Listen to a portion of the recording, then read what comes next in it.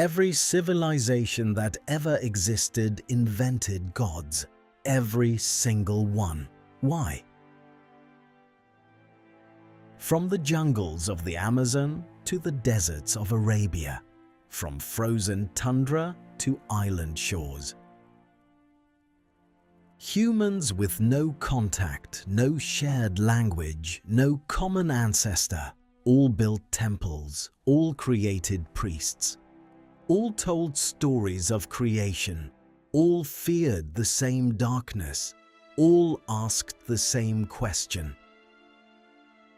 What are we, and is there something, anything beyond this life? Some answers became religions. Most of those religions died, but some, impossibly, are still here. The Hindus have prayed 4,000 years. Zoroastrians kept their sacred fire through every conquering empire. The Jews survived the destruction of their temple, exile, and centuries of persecution, and remain. Marduk of Babylon is gone. Ra of Egypt is gone. Zeus, Odin, 1,000 gods, all gone. What makes a god immortal? What makes a civilization forget its own sacred stories? In this video, we travel 50,000 years back to the first spark of human faith. By the end, you will understand how these religions survived and why that answer matters today.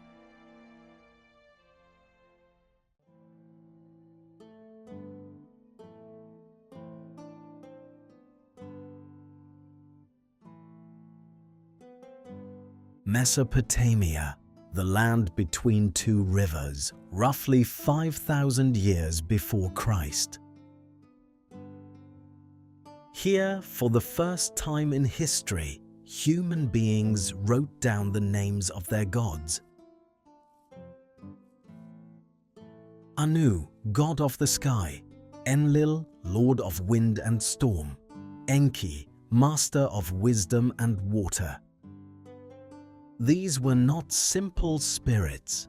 They were a complete government, a divine bureaucracy running the cosmos. But here is the question that changes everything. Why did religion appear precisely when cities did?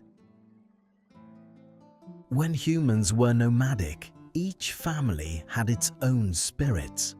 Then agriculture changed everything. Suddenly, 10,000 strangers shared one river, one harvest, one fate. Someone had to coordinate them. The answer was the priest, and the priest's authority came from one place, the gods.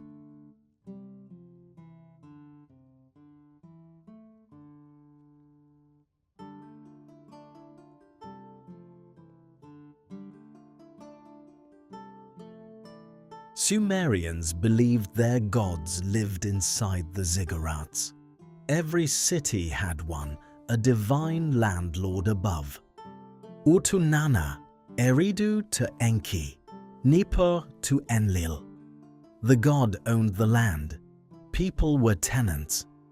They wrote the world's first myth, Gilgamesh, a king who fears death and seeks eternal life.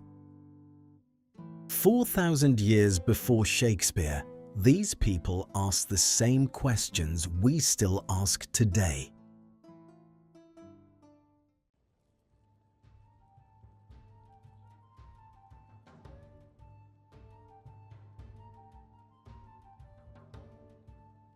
But 2,000 miles to the west, another civilization was building something even more ambitious. Egypt. 3,000 years of unbroken religious tradition, the longest-lasting theology in human history. Think about that. 3,000 years. Rome lasted 500, the United States 250. What made Egyptian religion so extraordinarily durable? The answer starts with the Nile itself. Every year the Nile flooded. Every year it retreated.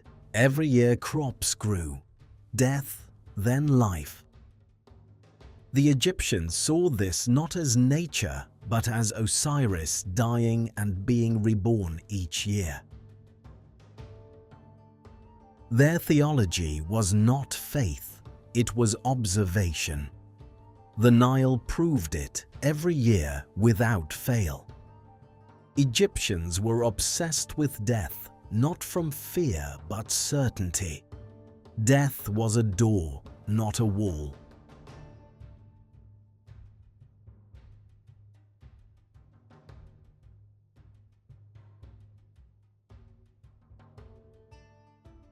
The pharaoh was not just a king, he was the living Horus and after death Osiris.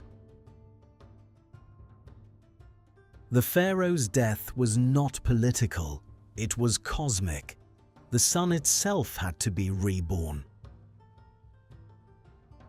For all its power, Egyptian religion did something no other ancient faith had ever attempted. It democratized the afterlife. Originally, only pharaohs could reach paradise, then nobles, then everyone. By the new kingdom, a simple farmer could reach paradise if their heart outweighed a feather. A moral test for the afterlife, 3,000 years before Christianity promised heaven to the righteous.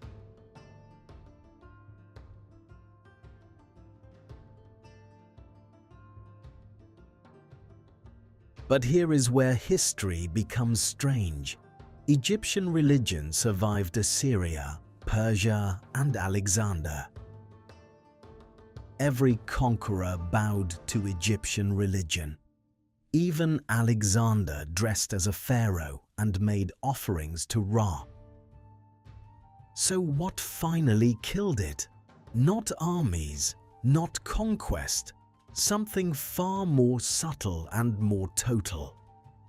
Rome made Christianity official in 380 CE. 11 years later, pagan temples were banned everywhere. The last person who read hieroglyphics died around 400 CE. The language of the gods was gone. 3,000 years of prayers, and within a generation, no one left who could speak them. This reveals the first rule of religious survival. A religion that loses its language loses everything. The Sumerians vanished, the Babylonians vanished, the Egyptians vanished, but the pattern was already set. Some religions found a way to survive conquest, language loss, and the death of their civilization.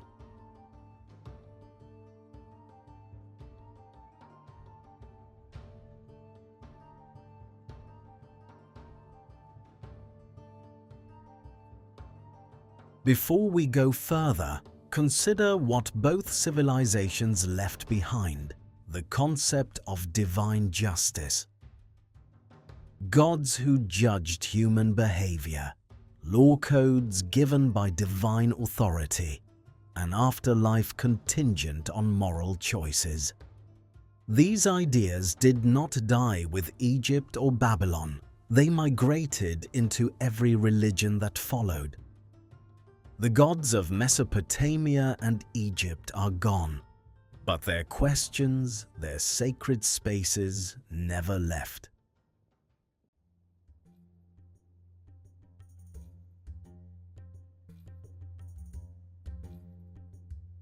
Around 1350 BCE, Pharaoh Akhenaten did something unprecedented. He abolished every Egyptian god, all of them.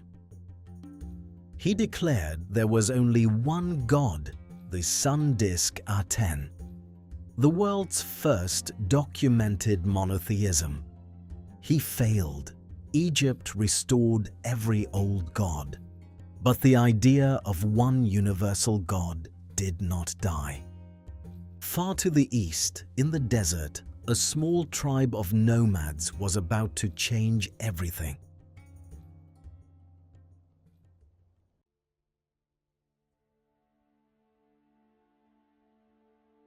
Around 1500 BCE, somewhere on the Iranian plateau, one man changed the history of religion forever. His name was Zarathustra. The Greeks called him Zoroaster. We barely know anything about him. But what he taught, a single idea, would shape Judaism, Christianity, and Islam forever. The idea was this: the universe is a battlefield, good against evil, light against darkness. And you, every human, must choose a side. Your choices matter to the cosmos itself. Before Zoroaster, most religions had gods who were indifferent to human morality. Not this one. Ahura Mazda, the wise lord, demanded truth.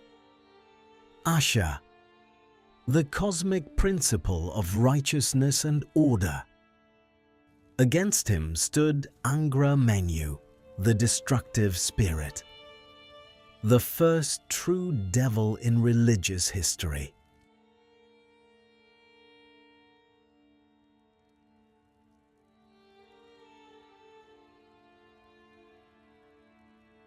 Here is what makes Zoroastrianism historically extraordinary. It invented the moral universe we still live in. Heaven and hell, judgment after death, a final apocalyptic battle between good and evil. Every one of these ideas appears later, in Judaism, in Christianity, in Islam, all of them. Scholars debate how much was borrowed and how much was independent. The debate is not resolved. What is not debated? Zoroastrianism was the official religion of the greatest empire on earth.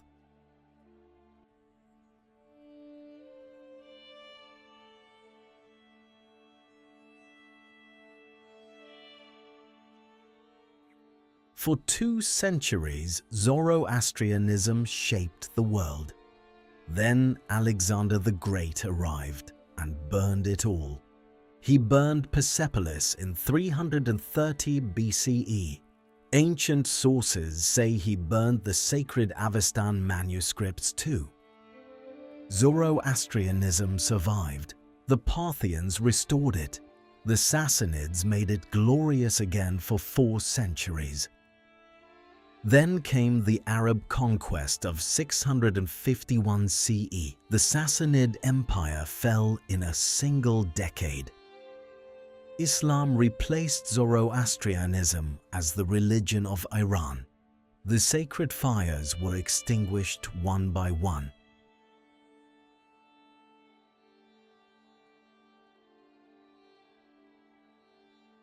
Some Zoroastrians refused to convert. They gathered their sacred fires and sailed to India. They became the Parsis of India. They kept the sacred fires burning for 1300 more years. That fire in Udvada, India, has been burning without interruption since the 8th century. Think about that. Today, fewer than 120,000 Zoroastrians remain in the world. The religion is classified as endangered. 120,000 people keeping alive a theology that shaped civilization for 3,000 years. Who are they? The Parsis of India became one of the most educated, prosperous communities in Asia by choice. Tata, Godre, Wadia, the greatest industrial dynasties of modern India, all Parsi, all Zoroastrian.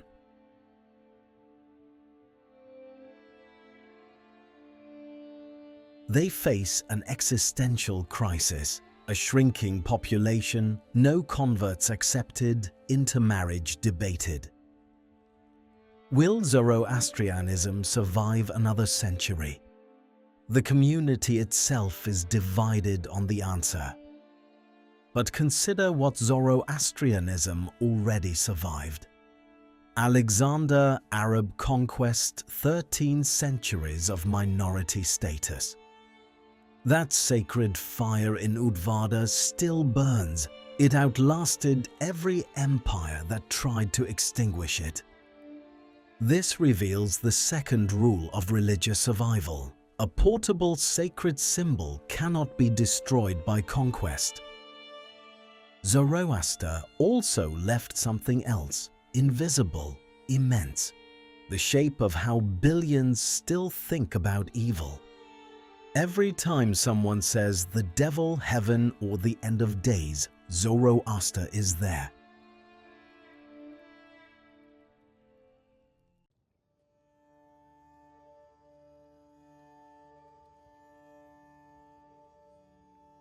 But if Zoroastrianism is endangered, one ancient religion has never been in danger of disappearing. 1.2 billion people, 4,000 years of unbroken practice, no founder, no single holy book, no single god.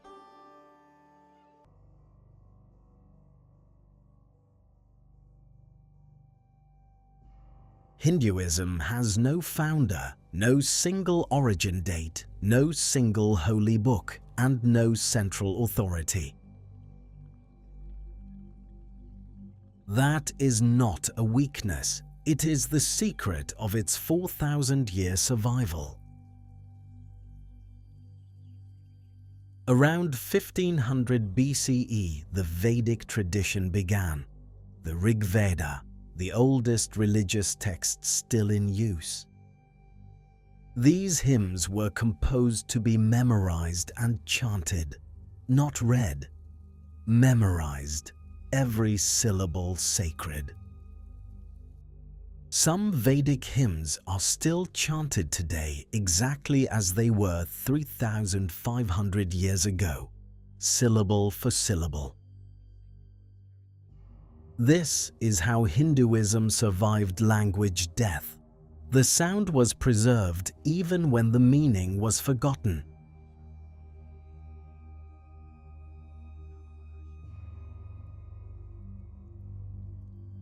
But Hinduism is not just old, it is theologically radical. What does it actually teach? Its core insight: the divine is too vast for any one name, one form, or one path. Brahman, the ultimate reality, is beyond all human categories. Every god is one face of it. This theological flexibility is why Hinduism absorbed every conqueror that invaded India and survived all of them. The Greeks came to India. They left their gods.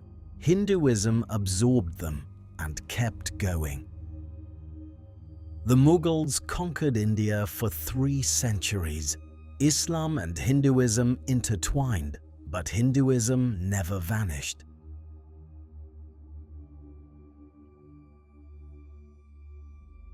Hinduism also gave the world concepts that now appear in physics. Brahman is all, nothing is permanent. The Hindu concept of cosmic time dwarfs Western religious timescales. One Brahma day is 4.3 billion years. Astronomers calculate the age of the universe at 13.8 billion years. Hindu texts suggest trillions. This is not coincidence. Hindu thought was doing cosmology before the word cosmology existed.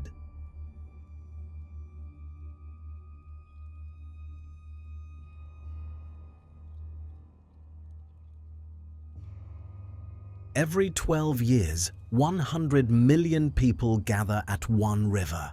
The same ritual for 4,000 years.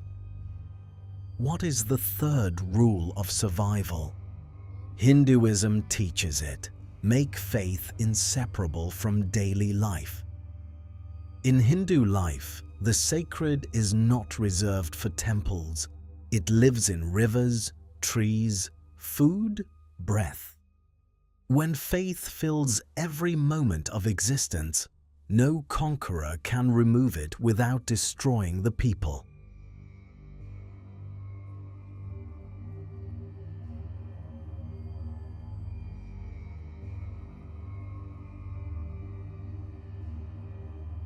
Hinduism also faces modern challenges: caste discrimination, reform movements, tensions with secularism.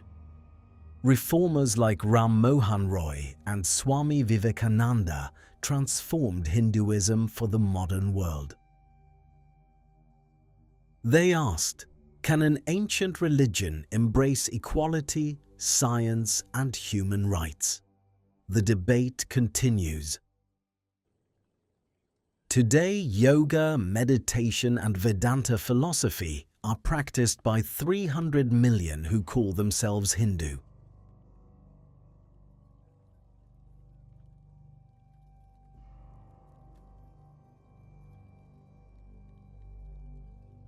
And by another 100 million who practice yoga or meditation with no religious identification at all. When a tradition exports its practices without requiring its theology, it achieves something unprecedented. Hinduism spread its roots through practice, not scripture, not sword, not missionaries, just the body. But survival through flexibility has a cost. What exactly is Hinduism? Even Hindus disagree.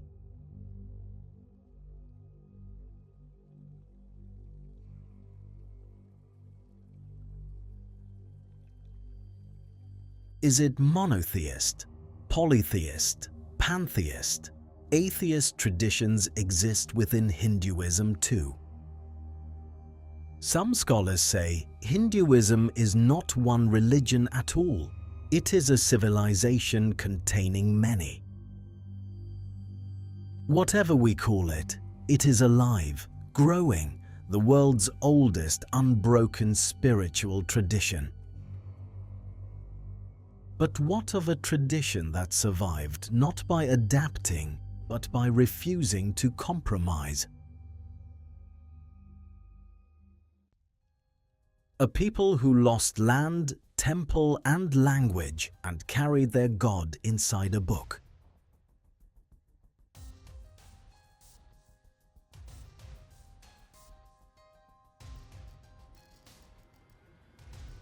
Judaism, the smallest of the world's major religions and the most consequential.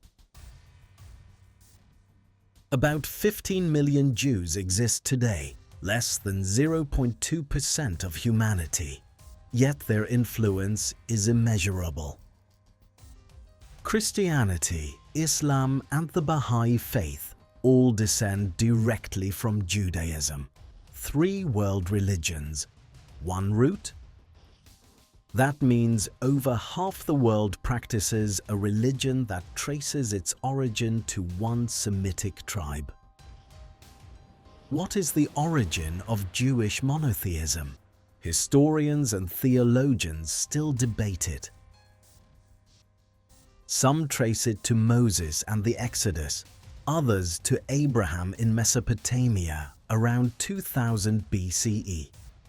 What is certain, by 1000 BCE, the Kingdom of Israel existed, and Jerusalem was its sacred center. The first temple was destroyed by Babylon in 586 BCE. The Ark of the Covenant vanished forever. The Jews were taken to Babylon. They sat by the rivers of Babylon and wept for Zion. In exile, without a temple, Jewish scholars did something that would change religious history forever. They wrote down everything, every law, every story, every prayer. God would live in the text now.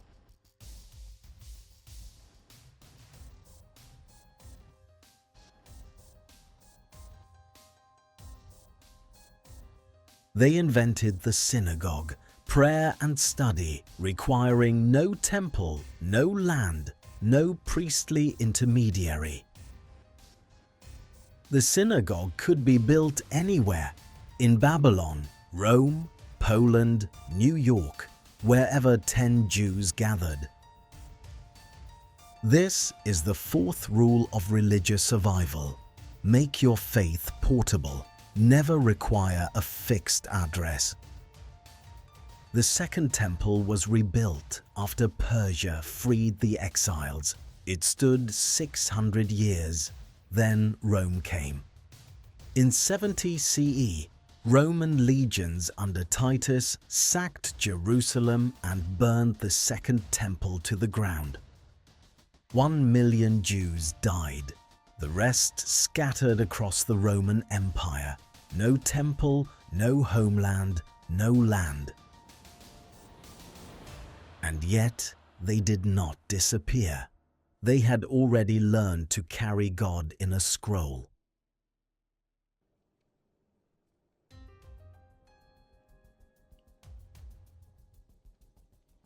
What followed was 1,900 years of diaspora, living as minorities in Christian and Muslim empires. Expelled from England 1290, from France 1306, from Spain 1492. Every time they survived. How? Not by power, not by numbers, by text, by law, by an identity needing no place. The Jewish calendar, dietary laws, weekly Shabbat, these made every Jewish home a portable temple.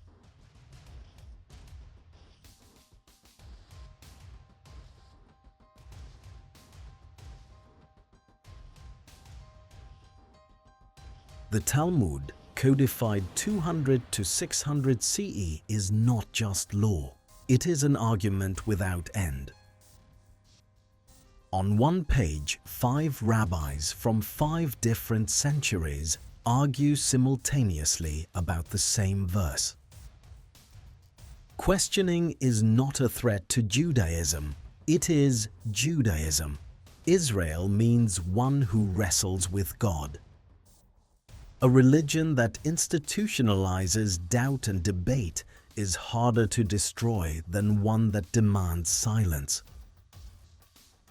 Judaism has survived the destruction of 2 temples, 2,000 years of exile and systematic genocide. At every Passover for 3,000 years, Jews have said, "They rise up against us and we survive."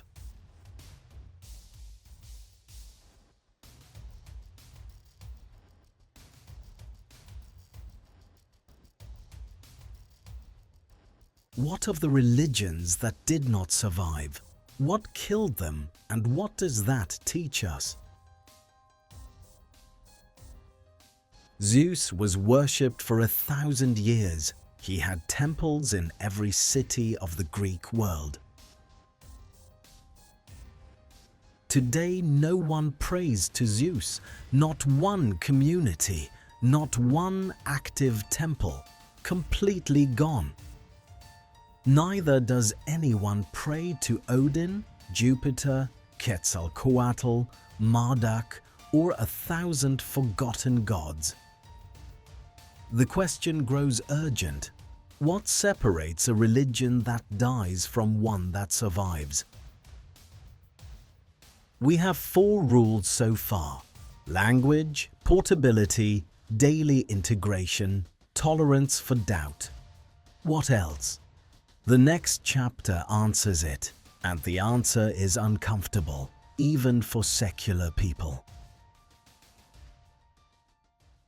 When does a religion die? Not with its last believer. Something invisible happens long before. First comes the loss of social prestige. The religion stops being useful to the powerful. Then the temples close. The priests lose their income. The rituals stop being performed. Then the language of prayer dies. With it, the last thread connecting believers to their gods.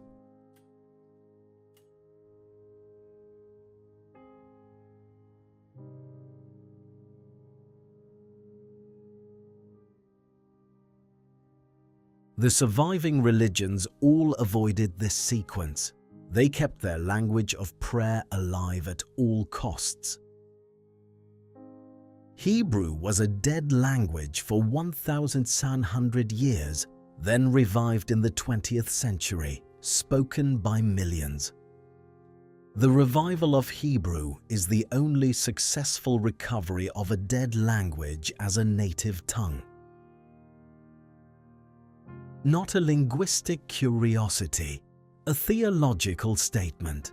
The sacred language can be brought back from the dead. Languages can be revived, texts preserved, communities rebuilt. But can a theology recover once truly dead? The dead gods, we have their names, their temples, their stories, but not their living faith. Is there something lost when a religion dies? Something irreplaceable, something we cannot recover? The next part explores that question and reveals the most dramatic near extinction in religious history. The story of Judaism is the story of a religion that survived by becoming undestroyable.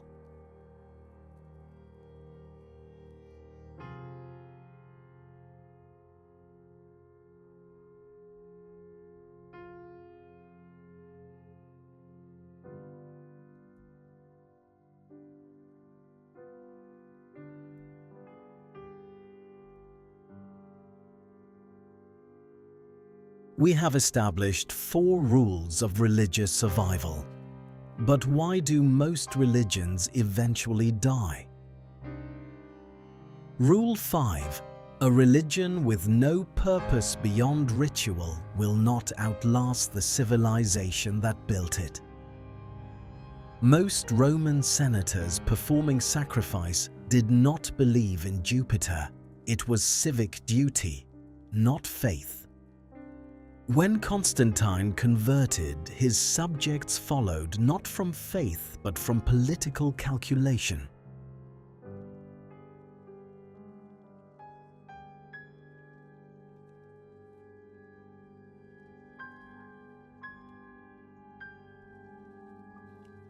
When Alexandria burned, it took with it sacred texts of dozens of religions, gone forever. The mystery cults of Eleusis, the sacred rites of Cybele, entire theological systems reduced to ash. We know they existed. We know they mattered. What their deepest teachings were, we have no idea. This is the irony.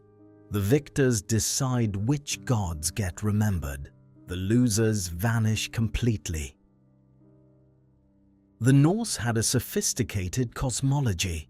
Yggdrasil, the 9 worlds, the fate of gods at Ragnarok. We know it from 2 Icelandic texts, written 200 years after Christianity replaced Norse religion.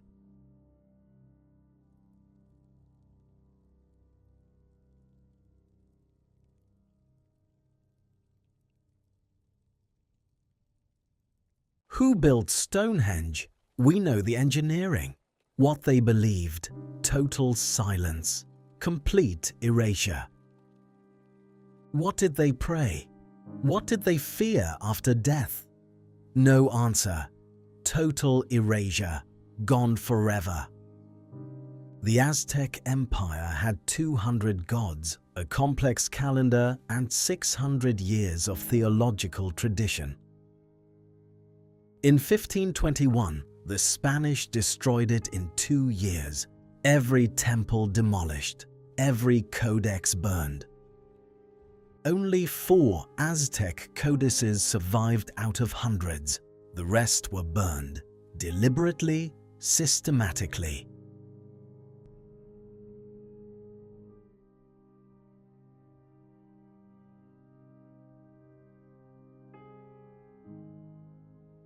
But even this destruction was not complete. Some Mesoamerican traditions survived through syncretism. Syncretism, the merging of religious traditions, how religions die and how they survive.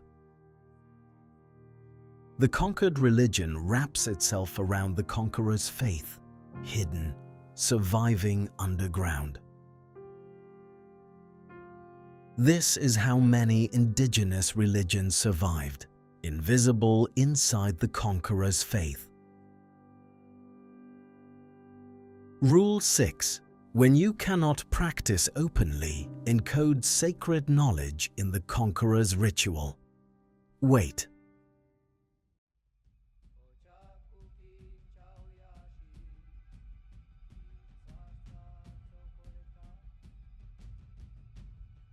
Three outcomes when conquered: the religion dies, merges, or hides in the shadows. The ones that died completely shared one trait, inseparable from the political power destroyed. The Aztec religion required an emperor. When the emperor fell, the religion had no center to survive. Compare Judaism, which survived without a king, a country, or a temple for 2,000 years. Or Hinduism, which survived the Mughals, British colonialism, and partition by living in every home.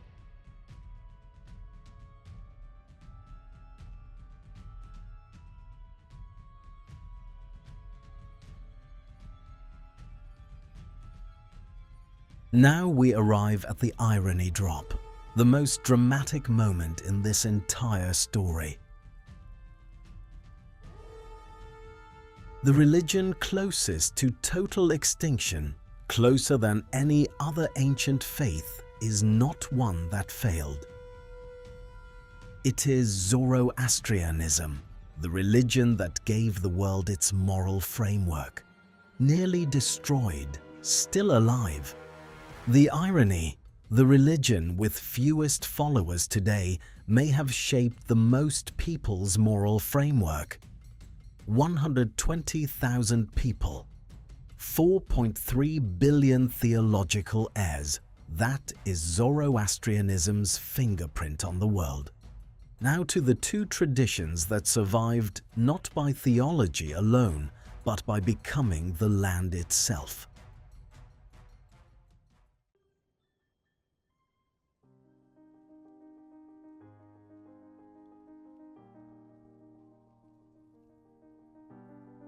Shinto, the indigenous religion of Japan. No founder, no scripture, no systematic theology. Just kami, spirits present in every mountain, river, stone, tree, wind, and ancestor. Shinto is not a religion you believe in. It is a relationship you maintain with the world. This is crucial.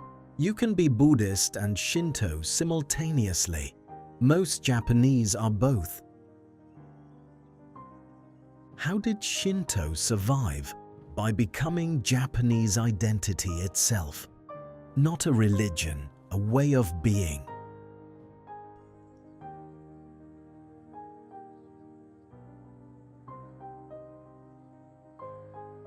The Grand Shrine of Ise has been rebuilt every 20 years for 1,300 years, identically, always. Not preservation, renewal. The ritual of rebuilding transmits sacred knowledge across each generation. Shinto survived the Meiji period, Western modernization, and World War II. Not unchanged, but alive. Today, 70% of Japanese participate in Shinto practices. Most do not call themselves religious. A religion so woven into culture that practitioners no longer need to call it religion.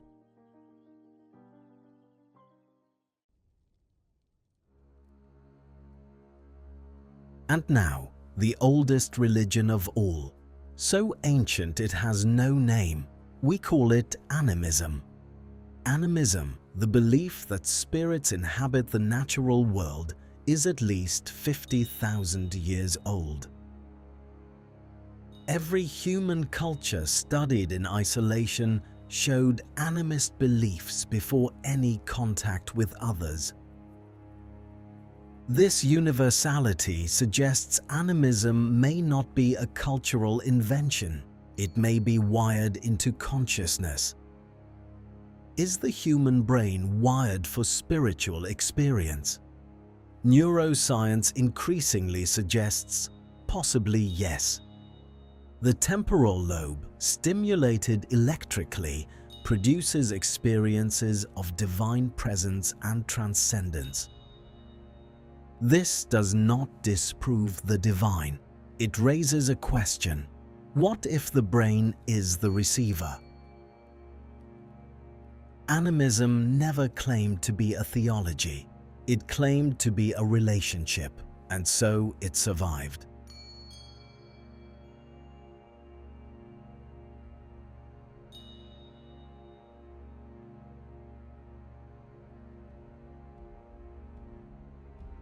Animism is practiced by over 400 million people across every continent, not a relic, alive today. Rule 7. Direct human experience of the living world needs no institution to sustain it. You cannot conquer a person's relationship with the rain, the forest, the mountain, and the dead. You can close the temple. You cannot close the sky. Animism has never needed a central authority. 7 rules now. One question remains, the deepest one. We have saved it for the end.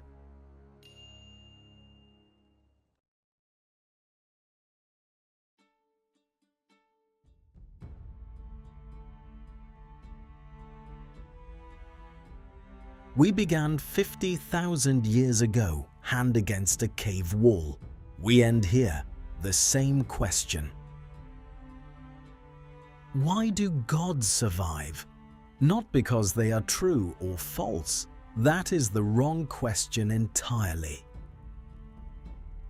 Gods survive because they answer something inside the human animal that nothing else answers.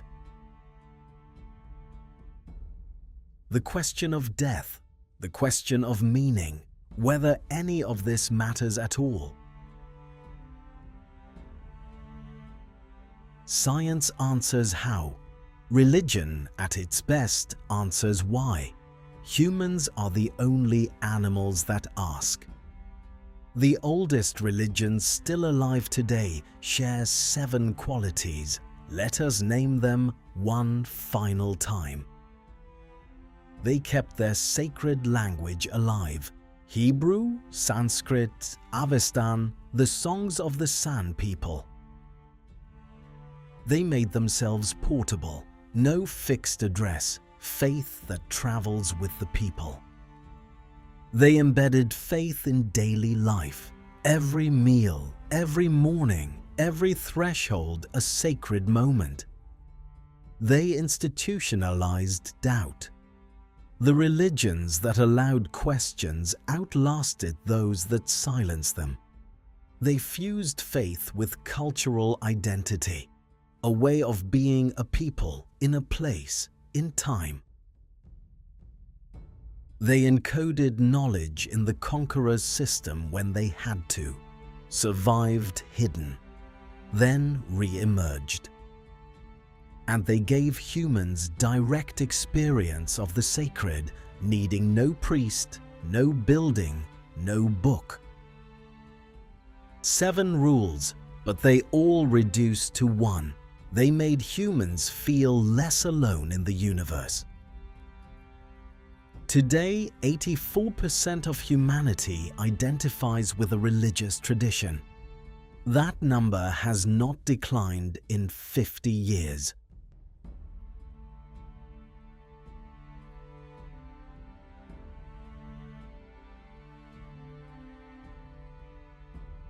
The secular world predicted that religion would fade as science advanced. It has not happened. Perhaps the question was wrong. Not, will religion survive, but why can it never stop?